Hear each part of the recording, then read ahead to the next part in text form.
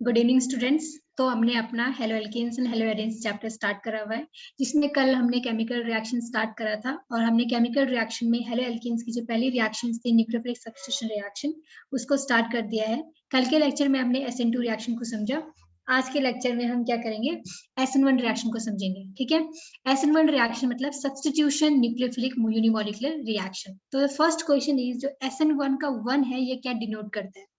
तो हमने कल की क्लास में भी समझा था कि जो केमिकल काइनेटिक्स होती है उसमें जो रेट ऑफ रिएक्शन होता है, अगर एक सबस्ट्रेट के कॉन्सेंट्रेशन के ऊपर डिपेंड कर रही है तो उसको हम बोलते हैं फर्स्ट ऑर्डर रिएक्शन। दो सबस्ट्रेट के कॉन्सेंट्रेशन के ऊपर डिपेंड कर रही है तो उसको हम बोलते हैं सेकेंड ऑर्डर रिएक्शन। ठीक है, यानी कि यहाँ पे जो 1 है वो ये बता रहा है कि जो न्यूक्लियोफिलिक सब्स्टिट्यूशन रिएक्शन है उसका जो रेट है वो सिर्फ किसी एक मॉलिक्यूल के कॉन्सेंट्रेशन के ऊपर डिपेंड करता है, इसलिए हमने यहाँ पे 1 नंबर को लिखा हुआ है। ठीक है, जो डिनोट करता है कि the rate of nucleophilic substitution reaction depends only on the concentration of the one molecule.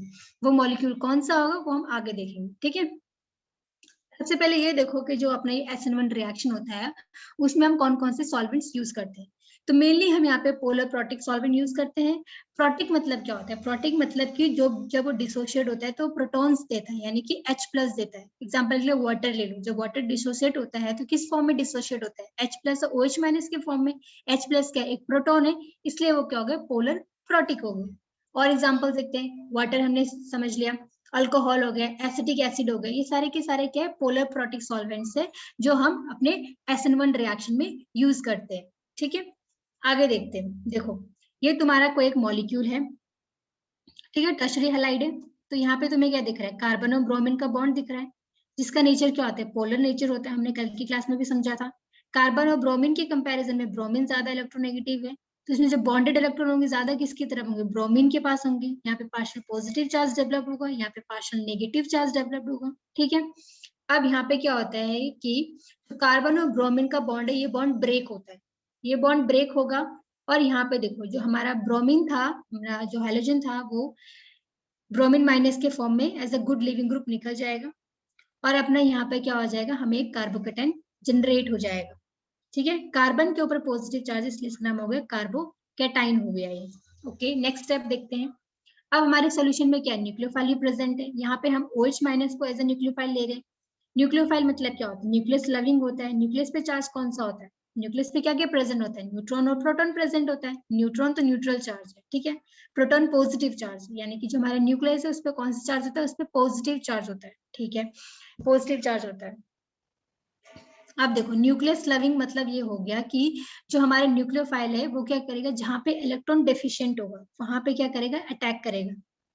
ठीक है, तो हमारा जो न्यूक्लियोफाइल है वो इस कार्बोकेटाइन पे अटैक करता है, क्योंकि ये इलेक्ट्रॉन डेफिशिएंट सेंटर है और ये क्या है, इलेक्ट्रॉन रिच है। Electron rich of course electron deficient centre पे ही अटैक करेगा। ठीक है, इस न्यूक्लियोफाइल ने अटैक करा और यहाँ पे जो है अपना OH सब्स्टिट्यूट हो गया। OH क्या था, अपना न्यूक्लियोफाइल था। ठीक है, यानी कि ब्रोमीन की जगह अब हमारा क्या आ गया, न्यूक्लियोफाइल आ गया, इसलिए ये हो गया न्यूक्लियोफिलिक सब्स्टिट्यूशन रिएक्शन। हमारे न्यूक्लियोफाइल ने जो हमारा OH- है ब्रोमीन को सब्स्टिट्यूट कर दिया है और अपना कार्बन के साथ बॉन्डेड हो गया है। ठीक है, ओके, तो ये क्या हो गया, ये कार्बोकेटाइन हो गए, यहाँ पे कार्बोकेटाइन जनरेट हो गया है। ठीक है, अब ये क्या स्टेप 1 है, जहाँ पे हमारा कार्बन ब्रोमीन का बॉन्ड ब्रेक हो रहा है, अपना कार्बोकेटाइन जनरेट हो रहा है। ये हमारा सेकंड स्टेप है जिसमें कार्बोकेटाइन पे न्यूक्लियोफाइल का अटैक हो रहा है और यहाँ पे कार्बन न्यूक्लियोफाइल बॉन्ड बन रहा है। ठीक है, अब ये देखो कि जो फर्स्ट स्टेप है ना, ये स्लो स्टेप होती है और केमिस्ट्री में क्या होता है, जो स्लोएस्ट स्टेप होता है वो रेट डिटरमाइनिंग स्टेप होता है।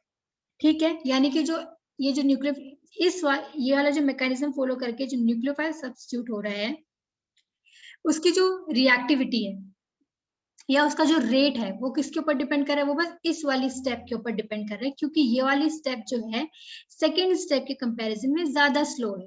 ये क्या है, स्लोएस्ट स्टेप है। हमारे पास 2 स्टेप है, ये स्लो स्टेप, ये फास्ट वाली होगी। ठीक है, जो स्लो स्टेप होती है वो रेट डिटरमाइनिंग स्टेप होती है, यानी कि अगर मुझे बताना है इसका रेट क्या है, फर्स्ट ऑर्डर है सेकंड ऑर्डर है, वो किसके ऊपर डिपेंड करेगा, सिर्फ और सिर्फ डिपेंड करेगा कि इस वाली स्टेप में हमारे कितने मॉलिक्यूल्स इन्वॉल्व है।